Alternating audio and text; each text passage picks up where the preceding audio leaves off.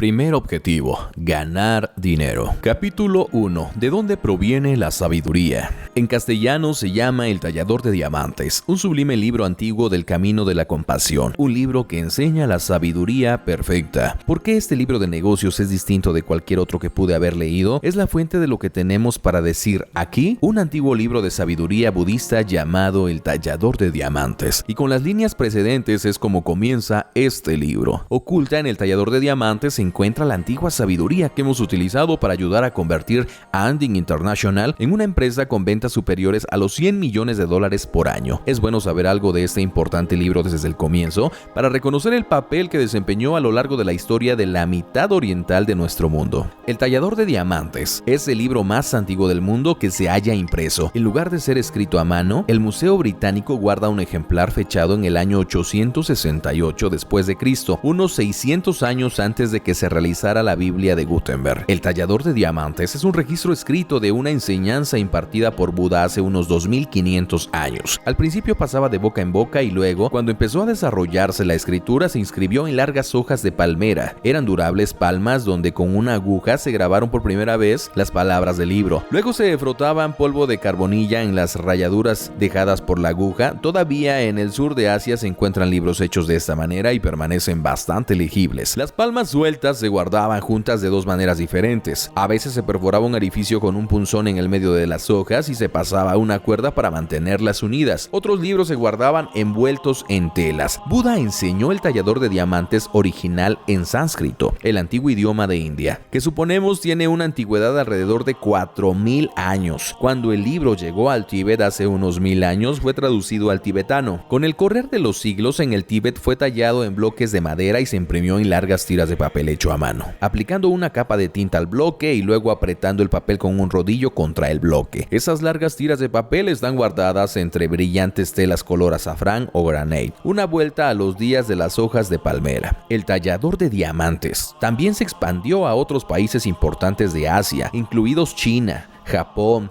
Corea y Mongolia. En los últimos 25 siglos fue impreso innumerables veces en los idiomas de estos países y su sabiduría fue pasando en un linaje interrumpido de los labios de los maestros de cada generación a los oídos de los alumnos de la siguiente. En Mongolia al libro le adjudicaron tanta importancia que todas las familias guardaban una copia muy bien conservada en un altar del hogar. Una o dos veces al año le solicitaban a los monjes budistas locales que fueran a la casa a leer el texto en voz alta para toda la familia a fin de impartir las bendiciones de su sabiduría. Esta sabiduría del tallador de diamantes no se consigue con facilidad. La enseñanza original, como tantas otras enseñanzas de Buda, vienen encubiertas por un manto representado por un lenguaje sumamente místico que solo puede revelar un maestro vivo, utilizando gran cantidad de explicaciones que fueron escritas a lo largo de los siglos. En tibetano tenemos 3 de estas antiguas explicaciones y varían en antigüedad, desde unos 16 siglos hasta apenas 1100 años. Más importante todavía es que recientemente hemos localizado otro comentario sobre la obra, uno mucho más reciente y mucho más fácil de entender. Durante los últimos 12 años, un grupo de colegas y yo mismo nos abocamos al proyecto Aporte de los Clásicos Asiáticos, dedicado a preservar los libros antiguos de la sabiduría tibetana. En los últimos 1000 años, estos libros fueron guardados en los grandes monasterios y bibliotecas del Tíbet, protegidos de la guerra y de los invasores por la gran muralla natural formada por las montañas Himalayas. Todo esto cambió con la invención del aeroplano y en 1950 el Tíbet fue invadido por la China comunista. Con esta invasión y la siguiente ocupación que continúa en la actualidad, se destruyeron más de 5000 bibliotecas y universidades monásticas que guardaban estos grandes libros, y solo un puñado de ellos fueron trasladados por refugiados que hicieron a pie la peligrosa travesía de cruzar el Himalaya cerca del monte Everest. Para darnos una idea de la destrucción, imaginemos que un país poderoso ataca a los Estados Unidos y quema casi todas las facultades y universidades, junto con los libros de sus bibliotecas. Pensemos que los únicos libros que quedan son los transportados por los refugiados en sus manos, viajando a pie durante las semanas o meses que les llevará llegar caminando a México. El proyecto Aporte de los Clásicos Asiáticos capacitó a los tibetanos refugiados en campos de India a dactilografiar en computadora estos libros que corrían peligro. Luego fueron organizados en CD-ROM o en páginas web y distribuidos sin cargo a miles de eruditos manuscritos del mundo entero. Hasta el presente, hemos salvado unas 150,000 páginas de los manuscritos hechos en los bloques de madera, yendo a los rincones más lejanos del mundo para ubicar los libros que nunca pudieron salir del Tíbet.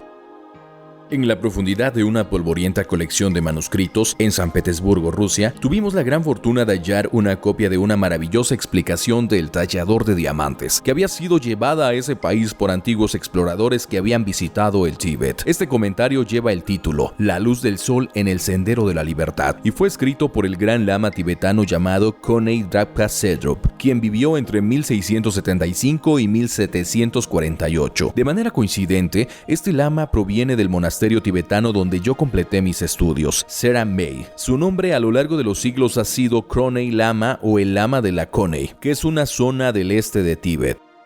A lo largo del libro usaremos las palabras originales del tallador de diamantes junto con el texto de la luz del sol en el sendero de la libertad. Es la primera vez que esta explicación tan importante se traduce al inglés y al español. Además de extractos de estas dos grandes obras, incluiremos explicaciones que fueron pasando por vía oral a lo largo de los últimos 25 siglos, tal como yo las recibí de mis propios lamas. Por último, agregaremos incidentes reales de mi propia vida en el arcano mundo del negocio internacional de los diamantes para demostrar cómo los secretos de esta antigua sabiduría pueden hacer que su propio trabajo y su vida tengan más probabilidades de resultar exitosos.